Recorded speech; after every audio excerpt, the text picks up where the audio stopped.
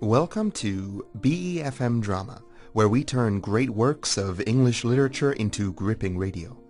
I'm your host, Joshua Cornwell, and today we're bringing you Part 2 in The Most Dangerous Game, an iconic short story by the American author Richard Connell.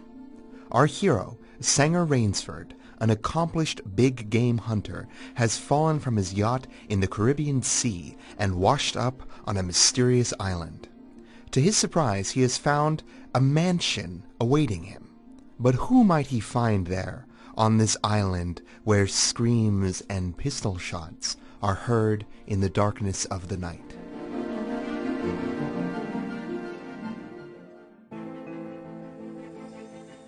Rainsford stared in wonder at the palatial chateau standing before him.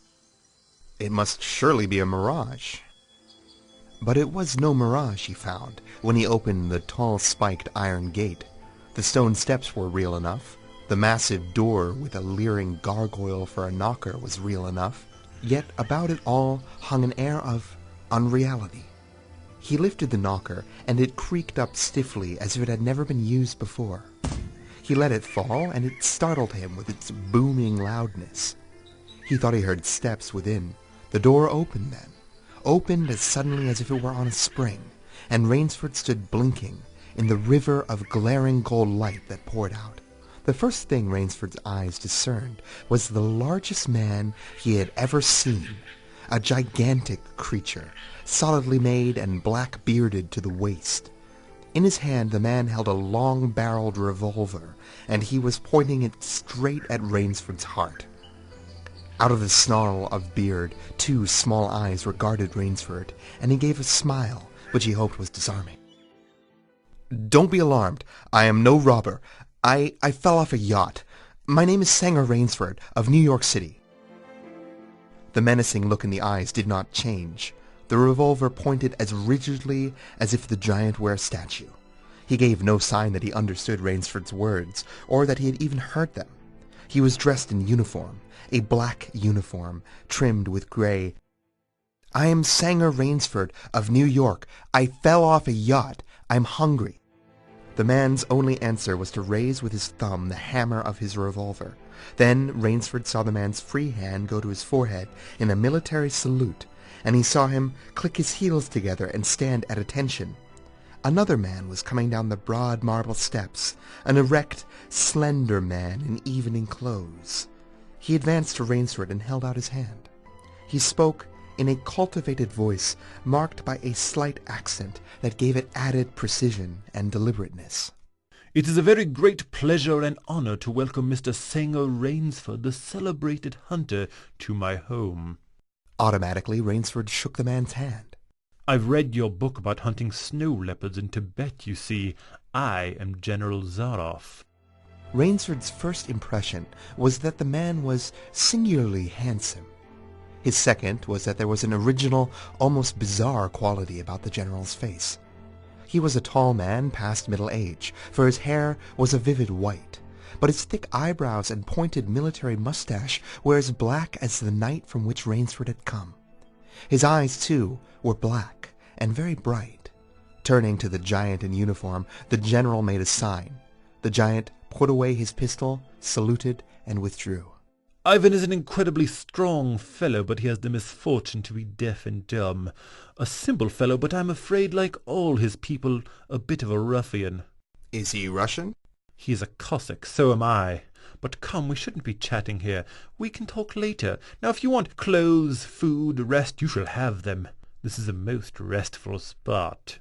Follow Ivan, if you please, Mr. Rainsford. I was about to have my dinner when you came. I'll wait for you. You will find that my clothes will fit you, I think." It was to a huge, beam-ceiling bedroom with a canopied bed big enough for 6 men that Rainsford followed the silent giant. Ivan laid out an evening suit, and Rainsford, as he put it on, noticed that it came from a London tailor who ordinarily cut and sewed for none below the rank of a duke. The dining room, to which Ivan conducted him, was in many ways remarkable. There was a medieval magnificence about it. It suggested a baronial hall of feudal times, with its oaken panels, its high ceiling, its vast refectory table where 20 men could sit down to eat. About the hall were the mounted heads of many animals, lions, tigers, elephants, moose, bears, larger and more perfect specimens Rainsford had never seen. At the great table the general was sitting, alone. "You'll have a cocktail, Mr. Rainsford. We do our best to preserve the amenities of civilization here. Please forgive any lapses. We are well off the beaten track, you know. Do you think the champagne has suffered from its long ocean trip?" Not in the least. He was finding the general a most thoughtful and affable host, but there was one small trait of the general's that made Rainsford uncomfortable. Whenever he looked up from his plate, he found the general studying him, appraising him narrowly. "Perhaps you were surprised that I recognized your name. You see, I read all books on hunting, published in English, French, and Russian. I have but one passion in my life, Mr. Rainsford, and it is the hunt." You have some wonderful heads here. That Cape buffalo is the largest I ever saw. "Oh, that fellow. Yes, he was a monster. Did he charge you? Hurled me against a tree, fractured my skull, but I got the brute." I've always thought that the Cape buffalo is the most dangerous of all big game. "No, you're wrong, sir. The Cape buffalo is not the most dangerous big game. Here in my preserve, on this island, I hunt more dangerous game." Is there big game on this island? "The biggest." Really? "Oh, it isn't here naturally, of course. I have to stock the island." What have you imported, General? Tigers? "No, hunting tigers ceased to interest me some years ago. I exhausted their possibilities, you see. No thrill left in tigers, no real danger. I live for danger, Mr. Rainsford." The general took from his pocket a gold cigarette case and offered his guest a long black cigarette with a silver tip. It was perfumed and gave off a smell like incense. "We shall have some capital hunting, you and I. I shall be most glad to have your society." But what game? "I'll tell you. You will be amused, I know. I think I may say in all modesty that I have done a rare thing. I've invented a new sensation. May I pour you another glass of port, Mr. Rainsford?" Thank you, General. "God made some men poets. Some he makes kings, some beggars. Me he made a hunter. My hand was made for the trigger, my father said. He was a very rich man with 250,000 acres in the Crimea, and he was an ardent sportsman. When I was only 5 years old he gave me a little gun, specially made in Moscow for me to shoot sparrows with. I killed my first bear in the Caucasus when I was 10. My whole life has been one prolonged hunt.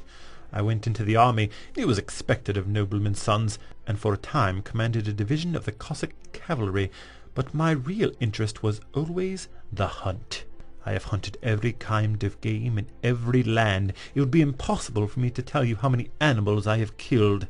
After the debacle of revolution in Russia I left the country, for it was imprudent for an officer of the Tsar to stay there. Many noble Russians lost everything. I, luckily, had invested heavily in American securities, so I shall never have to open a tea-room in Monte Carlo or drive a taxi in Paris. Naturally, I continued to hunt. Grizzlies in your Rockies, crocodiles in the Ganges, rhinoceroses in East Africa. It was in Africa that the Cape buffalo hit me and laid me up for 6 months. As soon as I recovered, I had started for the Amazon to hunt jaguars, for I had heard they were unusually cunning. They weren't. I was bitterly disappointed. I was lying in my tent with a splitting headache one night when a terrible thought pushed its way into my mind. Hunting was beginning to bore me.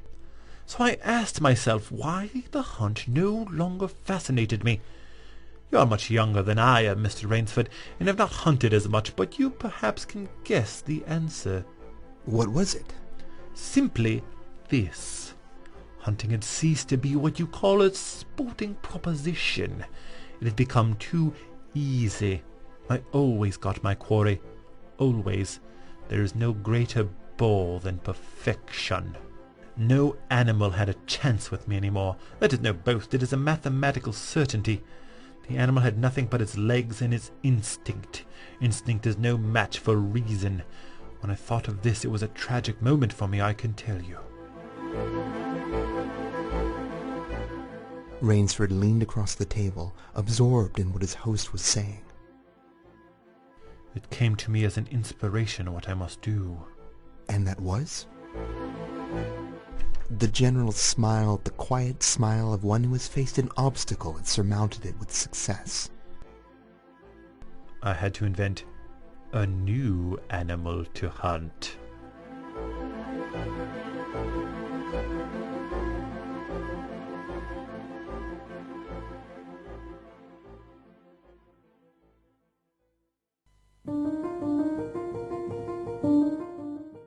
What could this strange Cossack general, this Mr. Zaroff, possibly mean when he says that he has created a new animal to hunt on his private island? Is Rainsford's increasing feeling of unease justified, or is Zaroff merely an agreeable, if somewhat eccentric host? Join us here tomorrow evening as we learn the awful truth together here on BeFM Drama.